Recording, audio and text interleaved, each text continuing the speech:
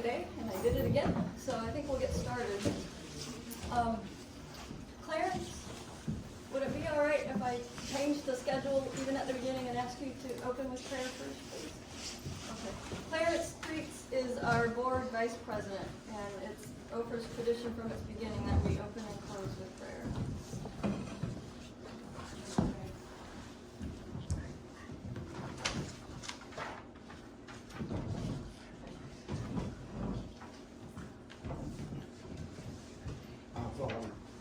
Which are in heaven, hallowed be thy name.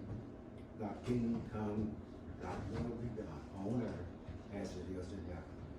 Give us this day our daily bread, and forgive us our debt, and forgive our debtors.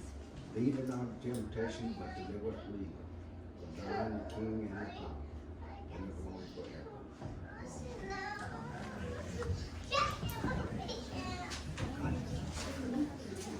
Alright, so Nick's gonna be my timekeeper, but he also does a whole lot of stuff, so anybody else feel free to be a secondary timekeeper and give me the high sign if I'm starting to run over.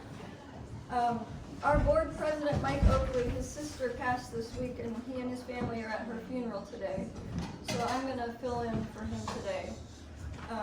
And I'm actually not gonna get straight to board intros. I wanna spend a little time kind of explaining the why. But again, cut me off at 10:23 because I don't want to cut Doug short. So, why are we here?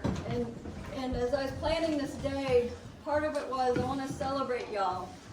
It's not easy to leave a farm when you're a small farm. Kind of the jack of all trades, do it all. Doug inspires me. He seems to have the work-life balance figured out, and I want to learn from him. But yeah, but you get away. But did you know that 83% of farms that produce cattle in Oklahoma have herd sizes under 100 cows? So if you ever are out there alone, and I get that comment a lot, wow, I didn't know you guys existed. I have always felt so alone, especially when you're trying to do sustainable or regenerative agriculture. You're not alone. We just have a hard time connecting sometimes. And that's what I want OFRA to grow into, is the family that's got your back. We've got one other Coastie in here today, so I'm probably going to tell Coastie stories all day. But I felt like we had that in the Coast Guard, and I would love for OFRA to have that. And it wasn't perfect. I had my share of really bad bosses too.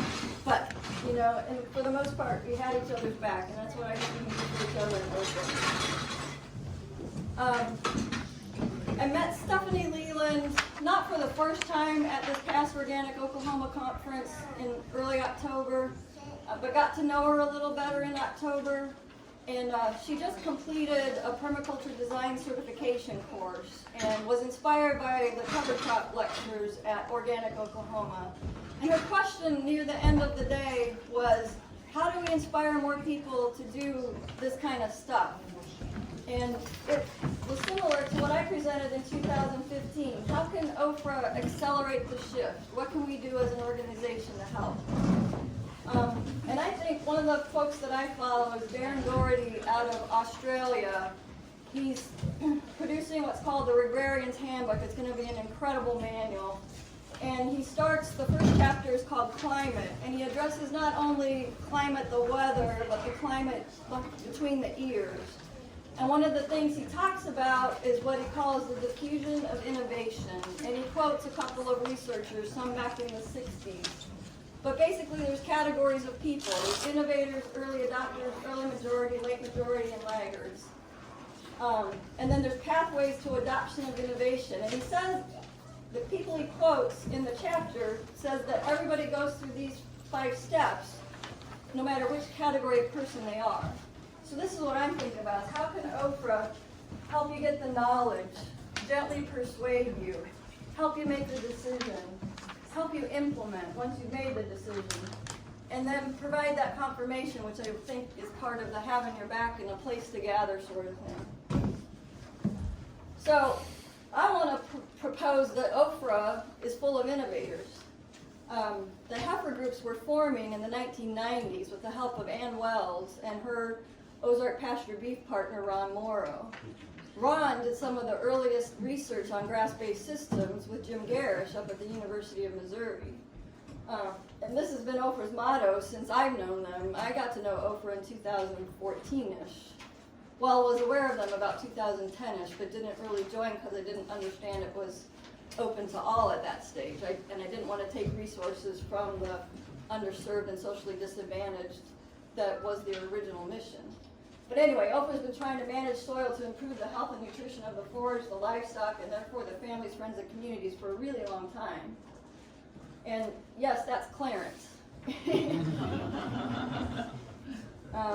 So in the 90s, we've had the Heifer International groups. The decision was made in the early 2000s to form OFRA to be a place where those groups come together. And now, in 2020, Whole Foods is identifying regenerative agriculture as a trend, okay? So I want to propose that we're worth listening to when we see the next thing coming. Kind of bold, but why not? It's not going to get done if we don't try. So some of our early speakers were Mike Everett and Rigo Delgado. I never got the chance to meet Rigo. I met Mike. Ann Wells mentored me. I don't think I'd have cattle if it wasn't for Ann Wells. I could not find a place to go and learn how to do animal husbandry. And I can't thank she and Ron enough. I probably got cattle too soon and should have spent more time going over there learning before I got cattle. That was a mistake I made. They had Richard McConnell and Tina Williams. If you don't know who they are, Tina is Bud Williams' daughter. He is revered for his ability for animal stockmanship. Ralph Harris, I believe, was a USDA NRCS agent that was really good at fencing, that taught that. And then Walt Davis, my understanding, is one of the earliest holistic managers in the state of Oklahoma, and I think Doug will be able to tell us a little bit more about him. So, you're going to come here, you're going to get excited, I hope, and you're going to go home, and if you hang out with farmers in coffee shops, we were told at Organic Oklahoma that the coffee shop is still the biggest barrier to adoption. So just beware for re-entry. And then again, just back to this, any ideas you have for how OFRA helps do this, send them on. We've got index cards set out. Those are index cards for ideas. I overpacked the day. If you don't get a chance to talk to me personally, feel free to put it on an index card and leave it by the laptop, and we will look at it. I love Rosie the Riveter, but I thought this was really cute and it was in the Commons. So I actually believe that we have the talent in this room to change our regional food system. We have an incredible amount of talent.